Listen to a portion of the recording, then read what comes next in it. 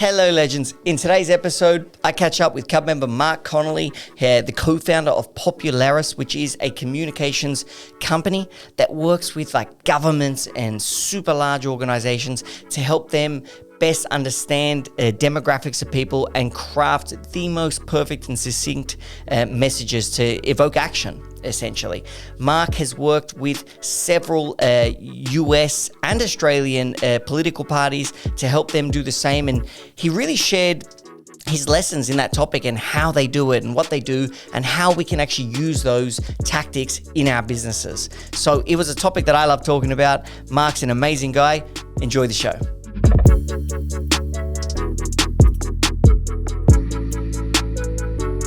Well, it is very timely that we're recording this episode today because I was literally just watching the presidential debate, the American presidential debate, which is currently still going on. And you, my friend, are a smooth-talking New Yorker that is a communications expert. In fact, you've worked with, and I know this because we're in the same call group at Cub, but you've worked with the governments and major brands and corporations to help them basically deliver messages that they want delivered to sway or adapt the minds of their consumers or whoever in politics, maybe large groups of people. Welcome to the show. Thanks very much for having me. And yes, that's all correct. I've worked. Yes, I am a smooth talking New Yorker. I am a smooth. Well, aren't we all the New Yorker? Although my hybrid accent might not make that clear, or as some of my Australian friends say, my mongrel accent.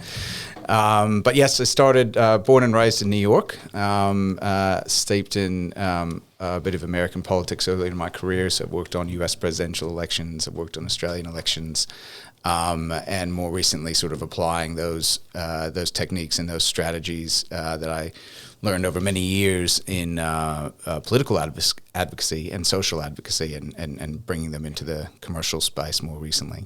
And so how did you actually get into the communication space? So you started in political communications, I guess, but were you in just communications before that, or how did you get into it? I actually started as a corporate lawyer, but I didn't like it very much, and so I got out of that. But I've always been interested in politics. My father worked for Robert Kennedy in 1968 when he was running for president, he was senator. So I was kind of always steeped in that story.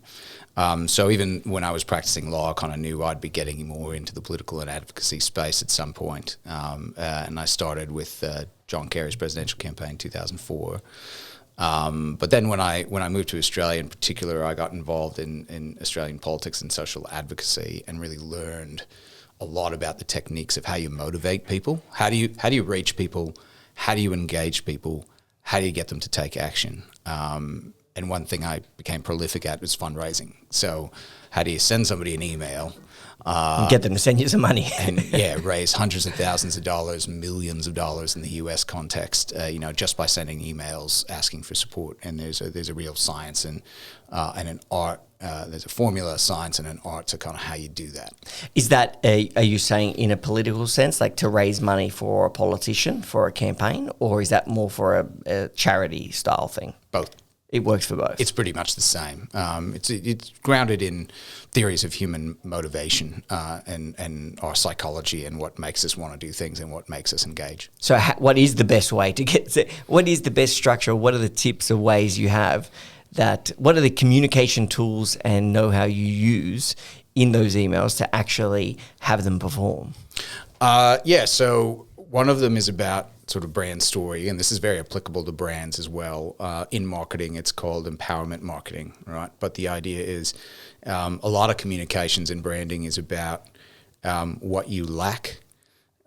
You are deficient in some way, and you smell, so you need our deodorant if you're going to, be able to find a partner in life, right, and be socially acceptable. And the empowerment marketing approach is about the person you're communicating to being the hero of the story. So they are the hero. As the brand, and whether you're a political brand like Barack Obama and Donald Trump, or whether you're a commercial brand, your role is to sort of aid that person. You're more the mentor, you're the Gandalf, in the story, or the Obi-Wan, or one of those figures who is kind of empowering the hero to reach their goal, right? So I'll give you an example in terms of email fundraising. This wasn't one I wrote, but it's one I always go back to. In Obama's first campaign, Sarah Palin criticized him for being a community organizer. Right? You have to remember he was a young senator, didn't have much political experience. So she was saying, she had been an actual mayor. He'd only been in the Senate for 2 years. His basic background was community organizer. Now, the Obama campaign could have taken that and said, our candidate is under attack. Sarah Palin's just attacked Barack Obama. Please give us money. They didn't do that. What they said is that Sarah Palin launched an attack on all of us who are community organizers. Everybody who's doing something in their community or who's reaching out. So what they did was they made the attack not about the candidate, the brand. They made it about the audience. And the audience had the opportunity to be the hero by donating to support the campaign. So brands can do that as well. Nike, Apple are great examples, right? Nike, just do it. They use celebrities, but a lot of times they'll have in their imagery like people just jogging down the street wearing their product, or people doing amazing things, athletes with disabilities who are overcoming obstacles. And it's all about them, but what's the shoe that they're wearing that empowers them, that enables them to reach those goals? And so basically the rule of thumb there is that you're the guide to empower someone to get where they want, but also that you're a brand, yes, but as a brand, you actually represent a body or group of people. And so you got to speak on that. It's like, who are the people that you represent as a brand? Yeah, you definitely have to know your audience, know what their worldviews and values are, know how to communicate to them on that basis, but also have to make sure that they're front and center in the story and they're the action takers. So in the next level of that is called theory of change. So you have to present somebody with a problem, describe what the solution is, and then ask them to do something that will help then lead to the change. So that's what's done in advocacy, but it's the same kind of hero's journey story you can do in a corporate context, right? So what's that? Present the problem, describe the solution. Yes. And then give them a path to change, or like give them a prompt, or give them like a challenge, or well, to take this action, which might be to write a letter to your MP, or it might be to buy the product. I mean, think of Apple's iconic commercial where the woman threw the sledgehammer through the screen, right? What's the problem there? IBM is old. It's out of touch. It doesn't get you. It doesn't understand you. It's corporate. It's bland. It's gray and black and white. It's 1984. And then comes this woman running down the aisle with a sledgehammer and throws it through the screen, right? The solution, you need to think different, right? You need to open up your creativity, and Apple is the thing that empowers you to do that, to break away from the old ways of doing things and find new ways of doing things. So it creates a theory of change where the person you're communicating to, your political actor or your customer, are the agents of change. They are the heroes of the story. And so you said your old man was actually in also politics, or in political campaigns in terms of communication and things. Now, like a lot of people, like I guess we kind of just experienced like an attempt on assassination with like Donald Trump getting his ear shot off. But, Bobby Kennedy also was assassinated. People like, I guess my age, 32, like we weren't around when that happened, obviously. What, like, was that when you would speak to your dad about that, was that like a huge thing that happened in the world? Was it like a... Oh, yeah. Well, it's a huge thing that happened in the life of our family. I mean, my father was in law school, just out of law school. He just graduated. He'd been working in the senator's office. When I speak to my family and their friends who were in the campaign at the time, he's referred to as the senator. They don't call him Robert Kennedy or Bobby. They just say the senator, like there was only ever one. And so he'd been working in the senator's office. Then Bobby Kennedy entered the campaign late, and he decided to run. And my dad got a call, saying, "Hey, do you want to, come work on the campaign?" And a lot of people got that call, and everybody dropped what they were doing. My dad was set to work at Cravath, Swain & Moore, one of the top law firms in New York. He had no money. My dad came from Nebraska without much of a dime. He was everything in college and law school was full scholarship, including room, board, and tuition. And so, that was a big thing. And my mother was pregnant with my sister. So not only was his kind of hero died that day, but my mother was a week shy of giving birth to my sister. And was she the first child? Yeah. My parents were in their early 20s, and my dad was now also without a job. He couldn't actually go on the funeral train that carried Bobby Kennedy's body from New York to Washington because my mom was too pregnant and couldn't leave her. He was at the funeral in St. Patrick's Cathedral. So that was, that was a very, both for my family and obviously for the country, that was, hugely disruptive event.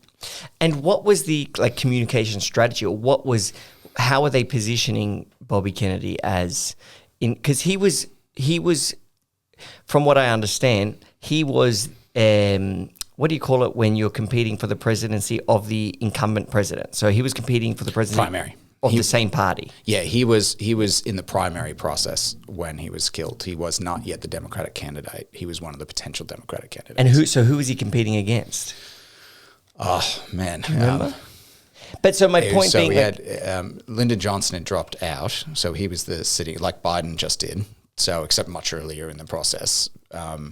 LBJ had bowed out of running again. And then it was, a lot of people wanted him to run, but then it was McGovern, I think. And so... but what was the strategy? So was your old man doing the same thing you do? Was he doing communication strategy, or he was more legal stuff? No, he was young, so he was doing things. He was running like the New York office and the volunteers, things like that. Oh, okay. And so when you came in, you kind of went into a similar path, but yours was on communication. Yeah. So my dad went back to law after that. He never really went back to politics again, other than that would have been scarring. I did work with a guy named Carter Burden in New York, and he worked on the council a bit and helped actually pass some of the first gay rights measures in the world in New York that were then modeled by other states and countries later. So he did do some political work, but mostly he worked as a lawyer and then went into investment banking, as all the idealists who grew up in the 60s became in the 80s. So. And when it comes to, I was just listening to Kamala and Trump do their debates. How much effort and time and strategy goes into when they're talking? Because they obviously have a message. And what's that process? How? 'Cause no one would do communication better than politicians, I assume. They've got to sway. Yeah. Okay. But they do have to sway the most people. Yeah. Yes. Well, they're very different, right? Trump's preparation. He's a very instinctive politician. I'm sure he would have done some preparation, but I'm sure his staff would have had trouble kind of getting him to sit down and do too much of it. He's just not that kind of guy. He goes more on impulse. He has very strong natural instincts about what resonates with people. He's like the most instinctive salesman and the most instinctive base politician. A base politician is somebody who rallies their base, their core, most ardent supporters. And that's what he's very good at. It's particularly important in the US because there's no mandatory voting. So people have to understand that. In Australia, a lot of the focus is on who's going to get that swing undecided vote to vote for them, because everybody's got to vote, and everybody does except for a few percentage, right? In the US, half people don't even vote. I mean, it's around 50%, I think the low 50s. So a lot of the game in the US is quite different. It's who is better at turning out their vote, who is exciting their core base of supporters more. And that's why Biden's campaign was in a death spiral, because even his own people weren't backing him, which means they wouldn't turn out to vote. So Trump's just great instinctually at understanding. He knows how to throw what we call throw red meat at his base. He is appealing. A lot of people are confused. They say well, how can he be on felony charges and still be doing this well, and still be a strong candidate? And they have to just understand that Trump is a brand. And what is his brand? His brand is disruption. He appeals to people who think the American system is not fair. Isn't working for them. Is to let them down. The kind of person who votes for Trump, they might be driving around in a car where the back windscreen is cracked, and they've got a piece of duct over it because they can't afford to get it fixed. And their dad and their parents had a similar job to them, and they could fix the back windscreen of the car, and they could take their family on vacation every year, and they could pay the mortgage. And why am I doing worse? And they're angry, and they have a right to be angry. And Trump knows how to talk to that audience and tell them the system's rigged, it's not working for you. So he's a throw the brick through the window kind of politician. So when you step back and understand that that's his brand, well, the felonies don't hurt him. If anything, they're just Makes it cooler. Well, more evidence that it's unfair. It's completely natural with his brand, right? He's against the system. He's the guy who wants to burn the place down. So of course he's been convicted by that system, right? So that's the nature of his appeal. Such an interesting way to look at it. Yeah. Whereas, so what Democrats and the progressive side of politics have failed and just completely failed to understand that about Trump, and they also failed to understand that he pulls them onto his territory, right? He says outrageous things, and then the Democrats, they go, "Rrr, rrr, rrr, you're saying outrageous things, you're awful," but that keeps the conversation completely on where Trump is at. And it's what people hear and people action, and they do, and they vote for what they hear the most about a lot of the time. So the Harris, and particularly with Walz on board, are trying a very different tact. They are working very hard not to go into Trump's territory. So when Trump made the comments the other week about how Kamala Harris decided to be black more recently, right? She was asked that about in the interview, and she said, "Same old playbook. I'm not going there. Let's move on." Right? They want to create a positive narrative for themselves, because one of the most fundamental rules in communications, political or otherwise, is don't negate. This is from George Lakoff, who's a psycholinguistic expert. People do not process negations. What do you mean by that? No, stop, don't. In Australian politics, there was this claim that Labor, in the 2019 election, that Labor was proposing a death tax, an inheritance tax, right? And Labor's response to that is, Labor doesn't have a death tax. We don't have a death tax. What do people hear? Death tax. Labor, death tax. You cannot. You are in your opponent's frame, right? Like, it is the worst form. I had to talk somebody out the other day in a climate movement. They wanted to put a big billboard up that said, "Wind farms don't kill whales," and I just heaved a big sigh and said, "You want to spend $30,000 on a billboard that all people are gonna see is wind farms kill whales?" Yeah, that's what you're doing. Whereas what it could have been is wind farms save the planet. Exactly. Positive framing. Yeah. You always have to. So Harris and Walz have been very effective of that so far. They are putting their message in the positive. And then your message should contain the attack and the criticism of the other person, but you have to do it in your language and your frame. You articulate what your values are. You describe the actions of the person, then explain why those contradict your shared values. But if you don't start with the positive, and you're not putting the positive front and center, you're basically just broadcasting your opponent's message for them with your own attacks. It's very interesting. And how could you translate like that, looking from that perspective at the politicians, how can you translate that to business communication and your brand communication? Yeah, sure. So there's a few things. One of the things that Popularis, our company, has done is really focusing on audience segmentation and then values-based audience segmentation. So the way we would have done in political campaigns, we identify audiences, and they may be swing voters or whatever in a political context. In a commercial context is, who are your customers, who are your clients, and you want to understand who they are and what they care about. So we don't look at demographic segmentation. We use psychographic segmentation. What's that? Psychographic segmentation, there are models like Roy Morgan's Helix Personas. There's also another one called Mosaic.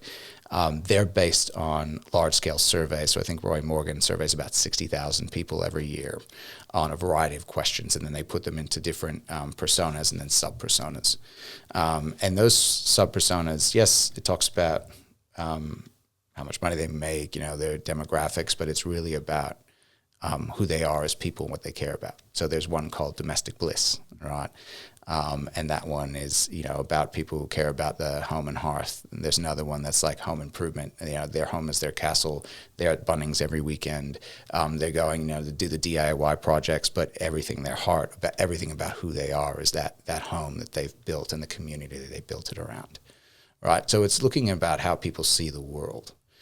And then when you understand that and you break them into relevant groupings of personas that have something in common, and you understand what their needs are, then you can talk about the product, the service, the brand, whether that's a politician or, whether it's selling cars or an energy retailer, which is what I've spent more time doing.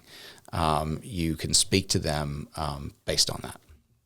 And, okay, but you know when people, like just with the survey thing, like he does 60,000 people survey. Politicians do that too with the polls for the, what are the polling?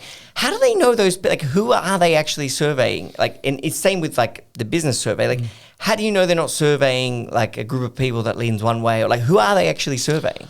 Look, that gets into a lot about modeling and random sampling, but there's a variety of techniques used called weighting, because there are all sorts of problems with, do you have mobile phone numbers and do you not have mobile phone numbers, and who's on landlines, are you getting biases? So what they try to do is use techniques that make sure they get as random a sample as possible. They'll never be able to get that perfect. So if they're overweighted in the area, they have ways in their models of compensating for that. Oh, we've got more women over 55 than we should, so we have to adjust our results based on that. So basically your company will like get these surveys, you'll understand a group of people of which in your case maybe a major corporation or brand or whoever it is wants to change their mind or make them take an action of some sort, and so what do you do then? It's actually the coolest job in the world. It's like, how do I like control people? Well, it varies, but generally and often if we're working with a larger company, and we've been working with some energy companies lately, they have a lot of data themselves and information. So we can start with that, which is great. But then we will do our own research. So we like to use Facebook as a research tool. Because the information we get is quite actionable. So we find out things about people, and we can integrate Helix personas, so we're identifying their Helix personas as they're answering the questions as well, which is really helpful. But it also means that we can create audiences based on those profiles that come in through Facebook, because then we can action that data. So then when we want to go find those people out in the world on Facebook and on other platforms, we've got that data in-house, essentially. So we like to use Facebook for a lot of things because it provides a lot more data points than any other platform. And one of the other things we then do is we use it as messaging research. So you can think of Facebook as like a vast focus group at scale, because once you know your audiences, you can send them content, including different images, different phrases, and different words in the caption copy, and measure their response to it.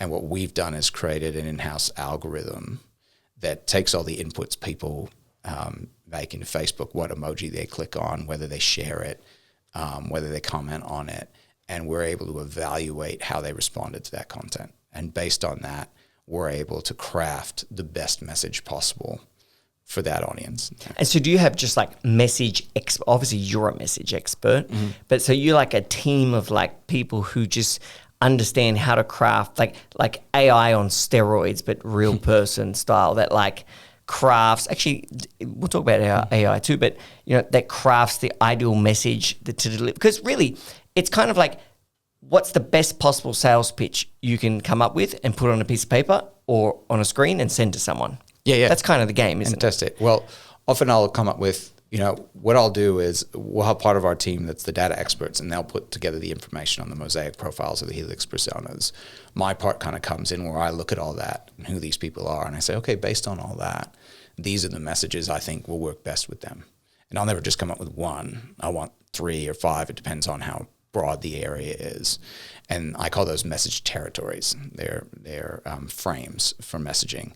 And then I'll come up with content for all of those message territories, and we'll put that out into a program where we invest thousands of dollars on Facebook, and then we get our pop score result. That's what we call it. How well has it resonated? If we did good or not. Yeah. Or do you measure the different territories? Measuring that. I just did that for a client on transmission infrastructure, right? Big problem in energy is there's a lot being built, but it's not getting connected to the grid fast enough. And it's because a lot of people don't like new transmission towers going up near them. So how do we overcome that obstacle? So I came up with 5 different message territories to test to those audiences and got results back. And 2 of them didn't do very well. One of them did terribly, which I thought it would, but for various reasons needed to include it. And then 1 did okay, and 3 performed really well. And now I'm crafting a message that is a blend of all 3 of those territories. But then we can push out content in the wider persuasion campaign on those territories individually, on them blended together in any number of combinations, and we can test different images. So if a home image worked well, which it did, I would want to say, let's try a home where you see members of the family outside the house. Or now let's try an image of like a small business and a small business owner. So you start iterating and optimizing as you send out different messages to the audience, and you get that feedback. About every fortnight, we'll look at the feedback we're getting on the content, and then we can iterate again. And can this be used only by? Is it only big corporations and governments doing this type of thing, or can like Cub use it, for example? Like, could we come to you and be like, hey, or your company, obviously, and be like, hey, we want to perfect some messaging. Do you work with companies like smaller companies, like SMEs? Yeah, we have a bit, but the where that comes in is we'd probably just jump straight to the message analysis. That we'd probably look at what information you have on your audience, and then I think actually existing data. Yeah. We'd probably do some Facebook work, but to your point, the bigger scale that you have and the larger audience you have, the more value there is to the audience segmentation. Because if you're dealing with a relatively homogeneous group of people or a smaller group of people, it takes a bit of data for you to actually be able to do the work. But there may be, and this is where I'd have to talk to some of the technical experts on my team, there'd probably be ways to use the Facebook survey tool and to identify Helix personas. You just may find that you don't have a lot of segments, or you maybe just have one segment, but that's fine. That makes things easier. But you still want to understand that. You can still have different territories as well. So you might have one segment, like there might be one type of demographic you're going for, but you have different territories, which each territory is a core message, or a message focusing on a particular issue or element of exactly. And you may still want to test 3 or 4 different messages to that audience segment to find out what connects with them best. And so you get all this data from these companies and governments, and you, I assume you're the kind of at the bottom of the funnel where like all the big data work's been done, and now you've got to read these reports and you have to formulate a message yourself. Yeah. How do you or what advice would you have for people who want to formulate their own message, their own sales pitch or tactic? Like what are some tips you have that they can communicate the best possible message themselves? Oh, wow. That's a tough one. I just kind of do it. Yeah, I know. But if you're fantastic at diving, you can be like, well, what you do is you do this first. Here's some tips. Yeah. No, I have to think about it.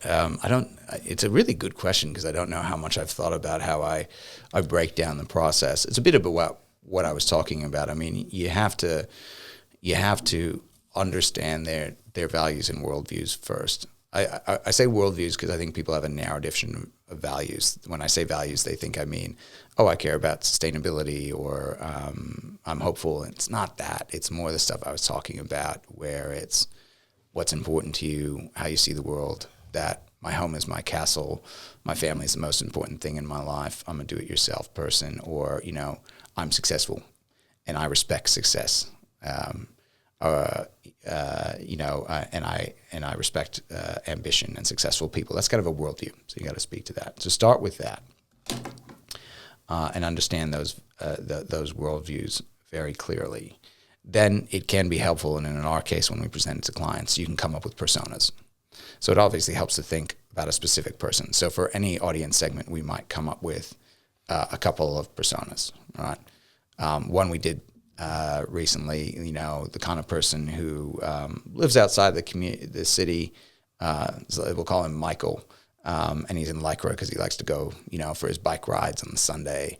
And he lives outside the city so he can have a pool and a nice environment, and he wants to control everything, right? He's got his solar panels and his battery, and he likes to control that from his phone, right? And he'll change the temperature of what his pool heater is at, right? So you really get a feel for that person. And then when you want to start talking to that person about like energy products, you have a real understanding of who they are and what they care about. And then it kind of just flows from there. And so in that situation, he might care less about the ozone layer or carbon or whatever. He might care more about control, and you might sell like, electric cars are better because you have more control based on this and that, rather than save the planet. Take control of your energy would be something like, for somebody like that, right? They might also care about other things, but that's not the main driver. So you probably mention that somewhere. But, you got other people who, who are traditionalists, steadfast traditionalists. They don't want change. They don't like change. But they tend to like independence. So you might be able to sell them, if we're talking about a solar and battery package. Well, crypto. But I mean, even in the energy space, you'd say to them, "Oh, well, we got a great, solar panels and battery package for you. Let's get you off the grid. Stop relying on the energy grid and these big retailers." And these guys don't care about they might, whatever their views on climate, that's irrelevant to them. They're just like, "Oh, yeah, I hate having to spend all that money, on these energy retailers. They're constantly screwing us. I want to take this into my own hands. I want to be completely independent. I want to go off the grid. Throw up some solar panels. And show me how to go off the grid." Right. So but it's the same product, completely different purpose in terms of message. Yeah, so you're crafting a completely different message for each of those audience segments for the same type of services or product. How do you differentiate though? Like, you said before, like you got to understand, everyone has a narrative of the world, which I believe is so true as well. Everyone's got worldviews and everyone has values. But I kind of feel like, are certain things that people say they value, is that really what they're actually valuing? For example, like, some people 2 years ago loved Melbourne Cup. They can't wait to get dressed up, go watch Melbourne Cup. It's the best ever. I take time off work, go to lunch, and I have the best time. And 2 years later, they're like, "Oh, I don't watch Melbourne Cup because the horses, the poor horses."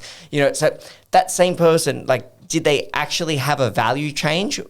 Or is it more likely they're just kind of, that's the trendy thing to say, "I want to fit in, so I'm going to fit in and I'm going to put that on Instagram." You know what I mean? So, like, what is their value there? Like, are they valueless, or are human beings malleable? Or it's a really good question, and it's so people's worldviews and in that sense of their underlying values and how they see their world are not very changeable. They can, but like those kind of shifts occur slowly and over a long period of time. And it's not something, even in the political space, it's something I steer clear of, because it's like, okay, well, if you want to change people's minds over 20 years, we can work on that. And you've got $20 million to spend. But they're how they might take a particular position on a issue like horse racing can be changed by appeals to those underlying values. Does that make sense? Another point you raised is that, yes, people are very bad at saying in surveys what they care about. And so you don't want to ask the question that way. The best surveys don't ask, "What do you care about?" You care about. They might, but don't pay attention to that. They're going to ask things, particularly because that gets caught up in political positions and it's like identity politics, but without the politics. It's like identity branding. It's like, I'm this type of person, so I shop here, use this brand, believe this. It's like there's these archetypes that are already built by companies or governments or by politicians.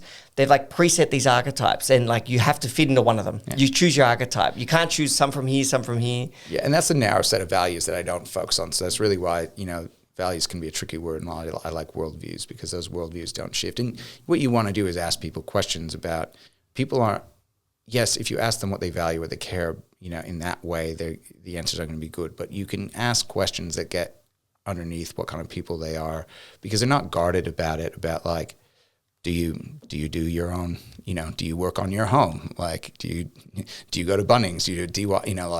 And ask them questions about that. What's important to them, and that stuff is much easier to grasp about people, and people aren't. Those things aren't about fads. It's just about what you care about and what's important to you at a more fundamental level. And you can kind of trust the survey results on that a bit more. Yeah, because you actually ask them what they're doing, not what they're saying. Yes. In the sense. It's like, so you could say like, do you care about horse racing? Yeah. Sorry, what am I saying? Sorry, what are they doing, not saying? So yeah, if you ask someone, do you care about the horses? They might say, yeah, I do care about the horses. But you might ask someone the question, have you done anything in the past 2 years that has contributed to the, directly contributed to the welfare of any horses? Yeah. No, I haven't. So this is from my thesis research, right? In terms of energy behavior. When people are asked on surveys why they get solar panels, why they get a rainwater tank or a battery, they will answer all sorts of things like, I care about the environment, I care about the climate, or I want to save money, or this and that. And then they'll put last because my friends and neighbors are doing it. Right? But when they move into experimental settings, that's not a survey. An experimental session is where you can actually see what people do under different inputs. By far and away, peer pressure, what my friends and neighbors were doing, is why somebody gets a solar panel. Yeah, it's fitting in. You do it because, my brother-in-law was at the barbecue and he talked about the solar panels he just got and he showed it to me and talked about all this. It's keeping up with the Joneses. That's why people do it. But if you ask people why they did it, they will never say that. It is the bottom answer. But it is by far their biggest motivation. They're not even lying. They don't realize it themselves. Yeah, we don't realize we're human. Yeah. And the need for survival stems from fitting in, basically, being accepted by society. We're social animals. As Aristotle said it, right? And right there at the beginning, and that's very true.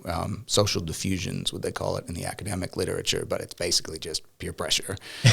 And it is one of the most powerful motivating forces in human behavior, whether we like to admit it on surveys or not.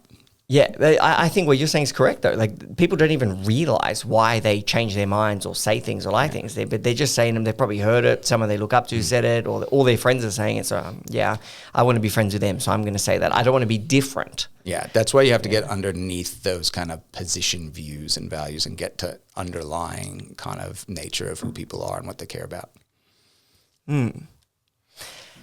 How, though, would you leverage social, how would you leverage that for your business?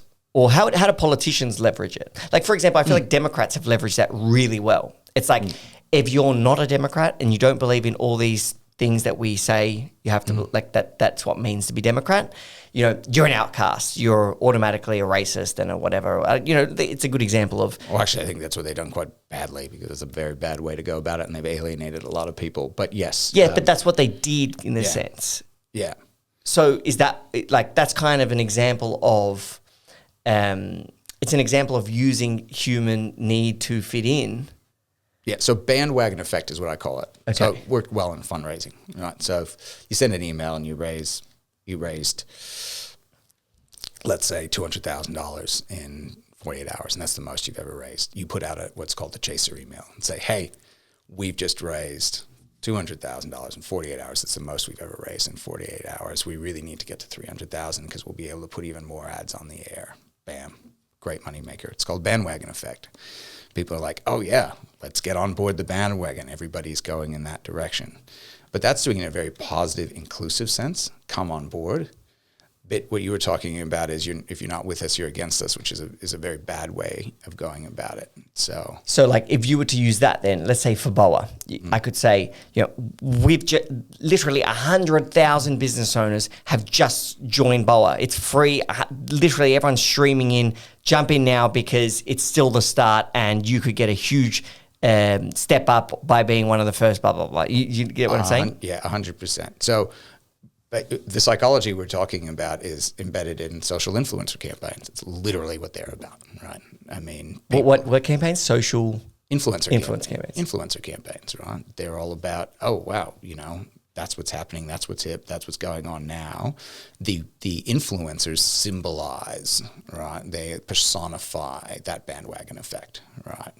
So I got to get on board on that bandwagon a bit more. That's a bit more of the lack marketing, like you better get on board or you're going to be left behind. But I think there's some other elements that are more on the positive. Come on, we're all doing it. Let's get on board. Let's be part of this together. So that's why it's very important that the people who are responding to influencers are identify with that influencer, right? Like that they see themselves as that person or the kind of person they want to be. Yes. I can't tell you anything about the techniques and technicalities of influencers. There's another Cup member, I think, is speaking tomorrow on that subject, and I'm going to that presentation. Lexi, yeah. I've already met her once. Very impressive. So she can tell you all the who's, but I understand the psychology of it. Well, Lexi's actually done a podcast episode, so if you're a listener, you can go to Lexi Murray's episode and you can listen to that. But what I like, just you said, it's kind of like, how do you get people to say, let's be part of this together? And also you have to identify what this is. Like what it stands for that you're going to be part of. And that's really like great marketing. It's like, you should be part of this. Other people like you are part of this. And this is what this means. Like, that's great marketing. That's great messaging. Yeah. Yeah. You hit the nail on the head. Yeah.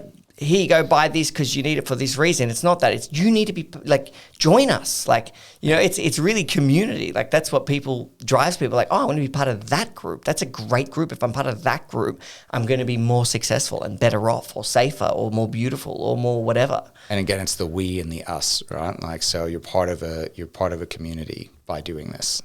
You're not just a person buying a product. Yeah. I say I do training on effective communications, and I say why Hillary Clinton lost and Barack Obama won in 6 words, and it's their 2 slogans. Hillary's was "I'm with her," and Obama's was "Yes, we can." Right? He was including everyone. It's all about us. It's not about me. It's about us. And Hillary was like, "No, I'm with her. She's going to be the first female president, so I'm with her." Old school campaigning, going back to it's all about the candidate, right? And so you see Kamala Harris is not using the "I'm with her" at all. She understands that she's running away from it. So. Well, from the part of the debate I just watched, I watched maybe half an hour before you came, and she was doing an excellent job. I thought I didn't think she was going to do well, but she's killing it actually. I was really impressed. She's I'm trying to think like what she was doing I think what she was doing, to what you said at the start, was she wasn't playing into the other party's game. She was really sticking to her. She knows her script. She knows her speeches. She knows her answers. And she's kind of not deterring her message just because of the influence of someone else. Yeah. She's embodying, she's communicating what she knows she needs to communicate. Positive framing, staying on her frame. Positive framing, that's it. And so how does the we come into this corporate space? Well, I did that, I remember I was talking to NRMA and they were, this was just like at a public forum, and I said, well, you've got this great program, right, where you give people discounts on their insurance if they have a safe driving record. And you can show how that's reduced. I think I looked up some statistics on how much accidents and other things had reduced while that was in play. Now you can say as a brand, we're great. Aren't we great? We've saved you money. We've reduced premiums. We've lowered accidents. We're terrific. Love us. Or you can say, together as a community of drivers, we've slowed down. We've looked both ways. We've watched out for other cars. We've watched out for children, and because of that, 684 fewer people died on the roads last year. These are people's children. These are people's parents. These are people we care about, and we did that together as a community. NRMA, drive with us, right? See the 2 different ways to go about it. And the brand, the companies want to talk about how great they are. You can't help it, right? Even politicians too. It's hard not to. Sometimes you do want to say something good you've done. Yeah, this great thing, but that's not what's gonna connect you to people better. If somebody's just buying your product because it's cheap or nice quality, they will simply go to a competitor as soon as they make something better, build a better mousetrap, or make it cheaper. I found this. But if you're part of a community, you're going to think twice that you think has got shared values or ambitions or goals. You're not just going to walk away from that community because somebody offers you a 5% discount. Yeah, because being part of that community is safe. It's human, like the human desire to not be separated from the tribe and eaten by a lion. Yeah. I read this book once, and it was basically saying something kind of similar. It was about how they got people to stop littering one of the national parks in the US. It was some famous big tree or something everyone used to go look at. Oh, still, I'm sure still does go look at. Yeah. But they used to have a sign that said, please do not litter. You know? The negation. Yeah. Don't. Yeah, that's true. But then they changed it to thank you for keeping the park safe or something like that. And apparently that had a tremendous impact on like people just not littering. Yeah, it was a positive frame, and it acknowledged their part in it. You know, as a community of people, thank you for keeping the park clean. It feels like all of us. So yeah, it should, like any parent understands the negation thing, right? Because what do you do when your kid's running around the pool? Don't run around the pool. No, you got to say walk. Walk. Tell them what you want to do. Walk. So stop saying don't. Stop saying don't. Tell them what to do. Yeah. Tell them yes. Positive the framing. yes. It works for children and clients and customers. But yeah. So instead of saying like stop screaming, be quiet. Even AI is like this, right? Yeah. I'm doing a lot on generative AI, and AI does not do well in negations. Like, don't tell it what not to do. It doesn't, whenever I'm trying to get to generate an image, it's like you put all these transmission towers. Like, don't put in transmission towers, and it adds like 6 more into the image. I'm like, it's.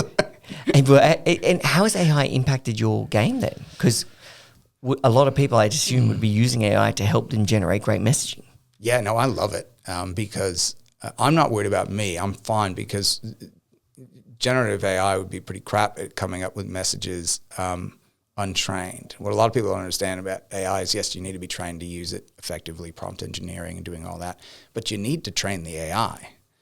ChatGPT isn't good out of the box at coming up with messages, but if you know how to write good messages, I've trained my own custom GPTs to write messages the way I know how to do great communications with all the principles I've learned over the years, and I've embedded that into the tool, and then I've embedded, then when we do those messaging reports, I embed all that knowledge, and then it helps me do what I do much faster, right? So it's kind of like uploading my brain into it, and then asking it to do the actions my brain would normally do. So you're leveraging AI for your communications? Oh, yeah, absolutely. Anybody who's in my area and doesn't embrace AI is going to be obsolete or left behind. And do you think your perspective on it is one of future fear or future excitement?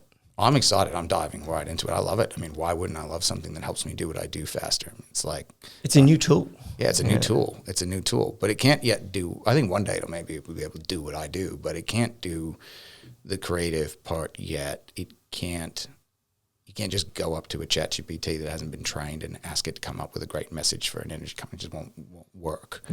But when I combine my knowledge and my abilities with its speed and ability to do things quickly, it's a huge productivity advancement. Are you familiar with an author named Will Storr? The name sounds familiar. Yeah, I read a few of his books.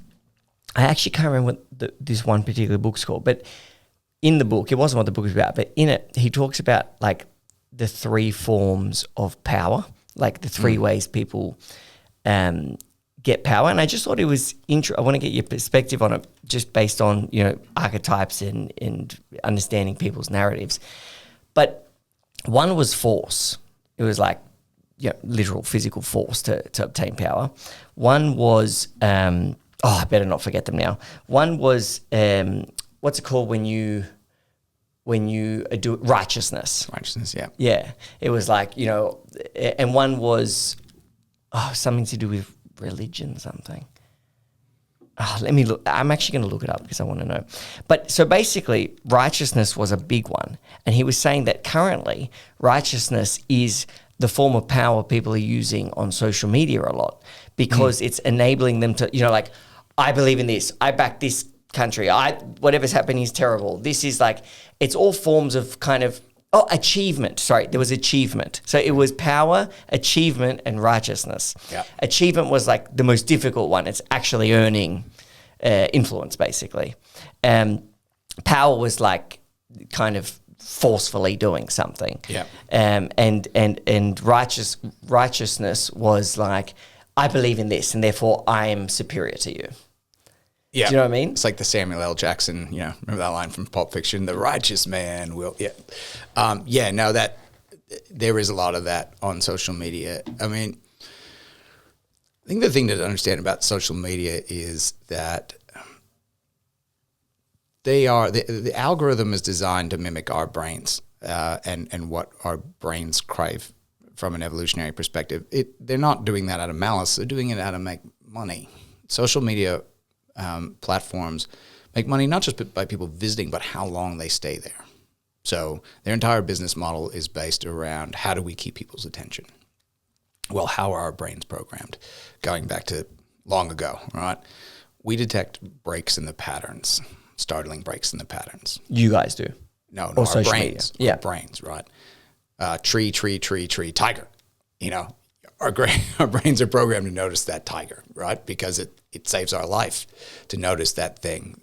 So social media algorithms want to grab our attention, and they can do that by getting more and more extreme and shocking, the things that stand out. So righteousness and anger and kind of more extreme positions get more notice. They hold our attention. They're interesting, and whether they're true or not is really irrelevant. It's just that they grab our attention and they're shocking and they're interesting. Trump does a lot of this. He's very good at. He is saying very ridiculous. He's things. like he's like the social media algorithm personified, right? I mean, he's the living social media. He is the human Twitter. I mean, that's why he and Elon get along so well, right? And it's effective. You can't deny it. I mean, it grabs attention. So, but there's a problem with that, right? I mean, there was a Facebook Meta whistleblower testified before Congress and said, all right, we did an experiment where we created a naked Instagram account. So you can't claim that Instagram was showing this account anything based on its past behavior. And we just put in, I think it was something like healthy eating or healthy diet. And then all we did in that experiment is click on the next thing that Instagram served us without any other kind of interaction or input. And healthy diet, eventually went to, might have talked about paleo, and then went on this and that. And eventually you end up at Instagram videos that teach you how to be bulimic and anorexic, right? Just by following the steps that the algorithm leads you on. So, you look at a political or social perspective, that is getting us to more and more extreme positions on all sides of any issue. Would you say that social media is almost a root cause of the extreme divide between certain people? Oh yeah, absolutely. It's a huge catalyst. It's a big problem because it's separating whatever side of the debate you're on. It's pulling you more and more to that side, and so we're shouting from different corners. It's taking away any middle ground or any common set of fact base, right? So yeah, it's driving us apart, and foreign powers have used this. They a lot of people think, oh, Russia went in 2016 to help Trump get elected. I was like, well, not really. What Russia and China are doing is they're pushing. They're going in with their bots to push on both ends of the extremes. What's helpful for them is to have a U.S. that's divided, that's fighting with itself, right? Yes, maybe they might wanted a Trump to win, but mostly they just wanted everybody. So their bots were pushing on the Hillary arguments too, and making the more and more extreme sort of left position, while on the other end the more and more extreme right position. But to circle back to the break the pattern, so human beings notice things. The broken pattern. They notice things that are different, basically. Yeah. That's kind of like the purple cow theory when it comes to marketing. No, it's like, I see a purple cow, I'm like, oh, good, better look at it. So it's also like a good lesson in marketing. It's like, don't do the marketing, don't do something that everyone else is doing the same of.